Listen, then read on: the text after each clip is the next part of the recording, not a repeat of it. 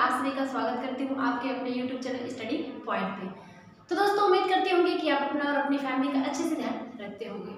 तो आज की इस वीडियो में हम जानेंगे, अब एक स्टार्ट करने वाले हैं नया टॉपिक क्या हो रहेगा, रेस्पिरेशन यानी कि श्वसन के बारे में। इससे पहले मैंने डाइजेशन कंप्लीट करा दिया है। डाइजेशन के हर एक पार्ट के बारे में मैंने फिगर के साथ भी समझा दिया। अगर आपको नहीं समझ में आया होगा या फिर आपको कोई दिक्कत हो रहा होगा तो आप कमेंट करके बता दीजिएगा, मैं एक बार और समझा दूंगी। बात करते हैं हम लोग श्वसन का। तो श्वसन क्या होता है, ये सब का परिचय मैं नेक्स्ट वीडियो में देने वाली हूँ। इस वीडियो में हम लोग बस यही जानेंगे। सबसे पहले मैं आपको ये बता दूँ कि हम जितने ऑर्गेनिज्म देखते हैं उनमें से कौन कौन से जो इम्पोर्टेंट है उसको तो मैं लेकर आई हूँ। वो हम जानेंगे कि वो किस प्रकार से श्वसन करते हैं, यानी कि उनका कौन सा अंग श्वसन के लिए इम्पोर्टेंट होता है। श्वसन क्या होता है ये बता ही देती हूँ। श्वसन वो प्रोसेस होता है जिसमें हम क्या करते हैं, ऑक्सीजन को ग्रहण करके CO2 को क्या करते हैं, रिलीज करते हैं और एनर्जी का फॉर्मेशन करते हैं, यानी कि हम ऊर्जा बनाते हैं, तो उसे हम श्वसन कहते हैं। चलिए देखते हैं कि कौन सा ऑर्गेनिज्म किस प्रकार से श्वसन करते हैं। आपके सामने लिखा हुआ है बहुत सारे ऑर्गेनिज्म का नाम और उनके श्वसन अंगों के बारे में। सबसे पहले आपको लिखा है एक कोशिकीय जीव। ये देखिए जो मैंने यहाँ पे लिखा है ना, यूग्लिना, अमीबा, पैरामीशियम, ये एक कोशिकीय यानी कि यूनिसेलुलर ऑर्गेनिज्म होते हैं। इसका मतलब क्या होता है मैम, ये एक ही प्रकार की कोशिकाओं से मिलकर बने होते हैं, इसीलिए इनको हम एक कोशिकीय सेल कहते हैं, जो मैंने कोशिका चैप्टर में पढ़ा दिया था। इसका मतलब क्या होता है, जिन नहीं जानते उनको समझ लिए। इनको हम अपनी आंखों से नहीं देख सकते। इनको देखने के लिए, इनको मतलब किसको, यानी कि एक कोशिकीय जीवों को देखने के लिए हम किसका यूज़ करते हैं, माइक्रोस्कोप का यूज़ करते हैं, यानी कि पैरामीशियम, यूग्लिना, अमीबा, प्रोटोजोआ, ये सब चीज़ों के देखने के लिए। चलिए हम देखते हैं, यूग्लिना की बात करूँ, अमीबा की बात करूँ और पैरामीशियम की, तो इनका श्वसन अंग क्या होता है, रेस्पिरेटरी ऑर्गन क्या होता है, शरीर की सतह, यानी कि अपने शरीर के ऊपर से, यानी कि अपने स्किन से क्या करते हैं, श्वसन करते हैं। इनके पास कोई विशेष ऑर्गन नहीं होता है, ये अपने शरीर के सतह से ही क्या करते हैं, श्वसन करते हैं। हाइड्रा की अगर मैं बात करूँ, हाइड्रा क्या होता है, ये जलीय जीव होता है जो पोरीफेरा संघ में आता है। तो हाइड्रा क्या होता है, हाइड्रा जो होता है कोशिका झिल्ली।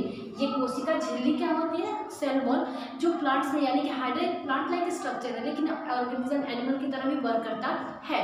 सबसे पहले मैं यहाँ पे यूग्लिना, अमीबा और पैरामीशियम की हम लोगों ने बात चली। हाइड्रा किससे करता है, कोशिका झिल्ली से।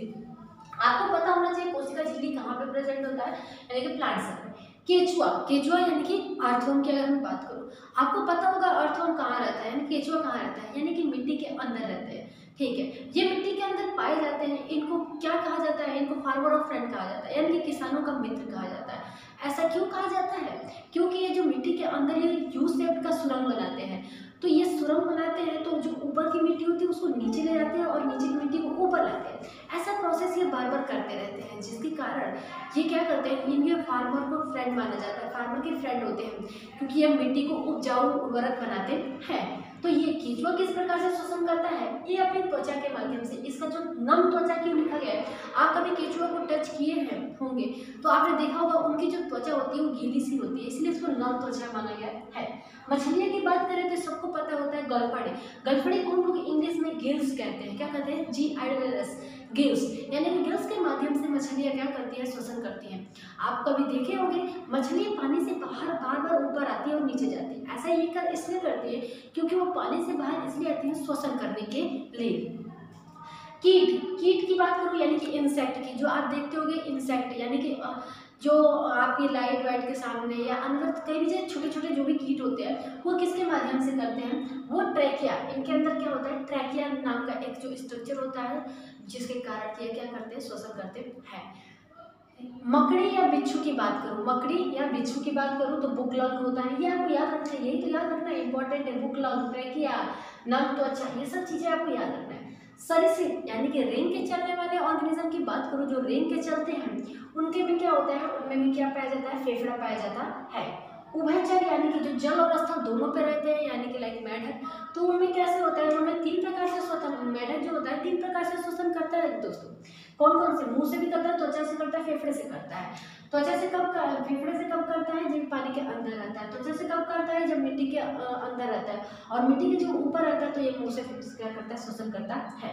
अगर मैं बात करूँ स्तनधारी की, यानी स्तनधारी कैसे जीव होते हैं, ऐसे जीव जो अपने बच्चों को जन्म देते हैं, उनके शरीर पे बाल होता है, अपने बच्चों को दूध पिलाते हैं। तो जैसे कि हम लोग ह्यूमन बॉडी में ये सारे कैरेक्टर पाए जाते हैं, तो ह्यूमन बॉडी एक स्तनधारी होता है, ठीक है।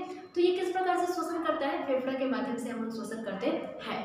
तो हम आज तो ये जान लेंगे कि कौन सा जीव किस प्रकार से श्वसन करता है। इसके नेक्स्ट वीडियो में हम देखने वाले हैं क्या रेस्पिरेशन कैसे होता है, क्या होता है, उसके कौन कौन से, यानी कि एरोबिक रेस्पिरेशन, एनाएरोबिक रेस्पिरेशन क्या होता है।